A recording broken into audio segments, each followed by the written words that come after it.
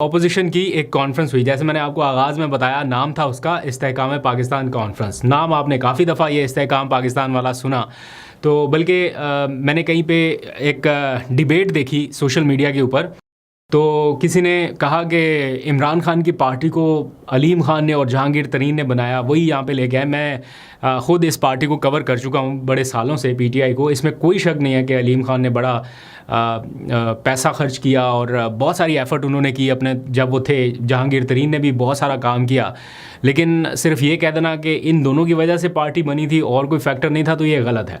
और फिर जो जवाब आया उसके सामने वो ये था कि अगर ये इतने ही ज़्यादा किंग मेकर्स थे तो इनकी अपनी पार्टी का आज नाम किधर है, या लोग इतना ज़्यादा डिस्कस क्यों नहीं करते।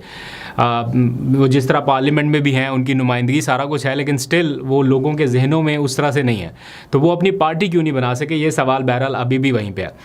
इस कॉन्फ्रेंस में मुल्क के आगे बढ़ने के रास्ते तजवीज़ किए गए कि कैसे आगे बढ़ा जा सकता है। चूँकि नाम ही ऐसा था, इसलिए सारी पॉलिटिकल जो इस टाइम का माहौल है या पोलराइजेशन है, उसके ऊपर डिस्कशन हुई। महमूद अजगज़ई ने यह कहा है कि 16 महीने से एक ऐसी हुकूमत बरसरे इक़्तिदार है जिसकी अवाम में पजीरा ही नहीं है, लेकिन वो कायम है। और कायम किसकी वजह से? वो कह रहे हैं कि हमारी गलती की वजह से, क्योंकि हमारी तरतीब सीधी नहीं है। अगर हम खुद को दुरुस्त कर लें तो ये हुकूमत 2 महीने भी नहीं चल सकती। ये उनका एक मौक़िफ़ है।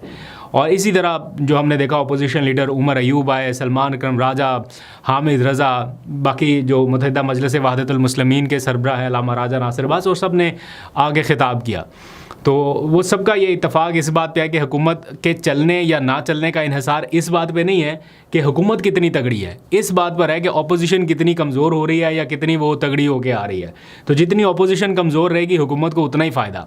और टू बी वेरी ऑनेस्ट, जब ये बात ज़ुबान ज़दे आम आ जाती है ना कि इमरान खान जेल से निकला तो हुकूमत गिर जाएगी, या पीटीआई को स्पेस मिली तो हुकूमत गिर जाएगी, तो ऐसे हालात में हुकूमत क्यों चाहेगी कि इमरान खान को रिहा कर दिया जाए, जो इतनी कमज़ोर पिच पे चल रही हो कि इसकी रिहाई से गिर जाएगी या इनको स्पेस मिलने से गिर जाएगी। तो वो कैसे चाह सकते हैं कि हम इमरान खान को रिहा कर दें, और वो भी बग़ैर किसी डील के या बग़ैर किसी चीज़ के।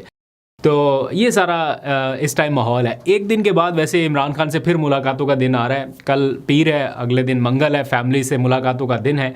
तो क्या फिर अडयाला शो डाउन लगेगा? क्या फिर अलीमा खान आएगी? अलीमा खान तो नहीं रुकने वाली। ऐसा नहीं लगता कि वो कहीं बैठ जाएंगी कि जनाब वहाँ मिलने नहीं देते तो मैं अटैम्प्ट ना करूँ। उन्होंने तो अपनी अटैम्प्ट्स जारी रखनी है।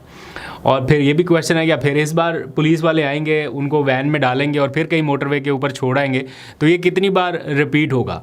बहरहाल अभी आलिया हमज़ा गिरफ़्तार हैं, लेकिन उन्होंने गिरफ़्तारी से पहले और जब ये सारा एपिसोड हो रहा था तो उस दौरान उन्होंने अपनी जो तंजीमें हैं या कुछ ओहदेदारान हैं उनको ये हिदायत कर रखी है कि इमरान खान की फ़ैमिली को तनहा ना छोड़ा जाए, यानी अलीमा खान या जो भी वो फ़ैसला करते हैं उनके साथ रहा जाए। अगर वो बैठते हैं कहीं पे तो उनके साथ जाया जाए। आज डॉन ने एक बड़ा दिलचस्प कार्टून शाया किया है, और उसमें उन्होंने एक कार्टून की सूरत में बताया है कि कैसे जो कोर्ट्स ऑर्डर है उनके साथ क्या सलूक हो रहा है, कोर्ट ऑर्डर्स को किस तरह से उनकी चीर फाड़ जो है वो की जा रही है।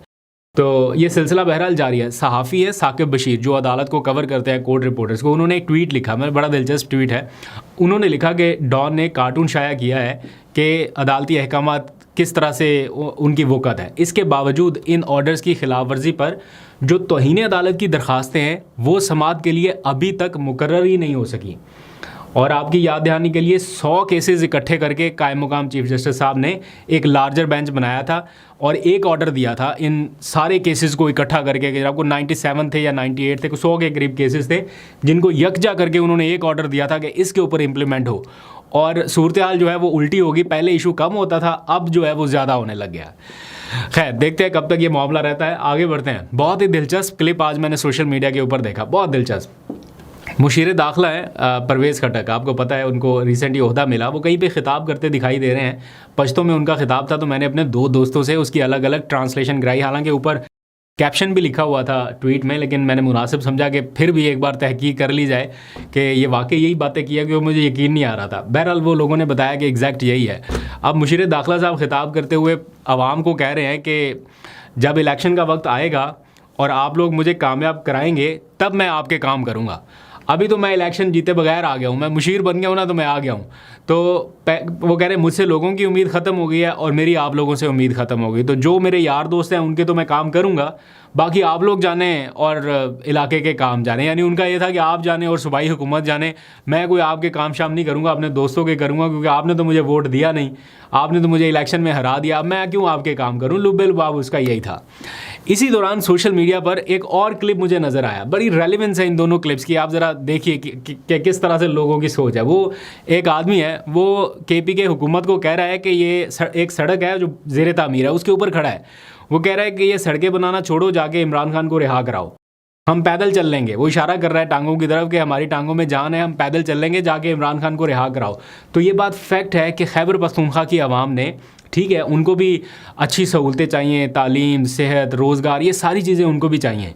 लेकिन ये भी फैक्ट है कि उन्होंने इतनी बड़ी तादाद में जो अपने उम्मीदवारों को वोट दिए, वो इस नारे के ऊपर या इस दावों के ऊपर नहीं दिए कि हम सड़कें पक्की कराएंगे या हम ये काम कराएंगे, सीवरेज सिस्टम ठीक कराएंगे। उन्होंने इस चीज़ के ऊपर, इस वादे के ऊपर वोट दिया कि इमरान खान को रिहा कराएंगे।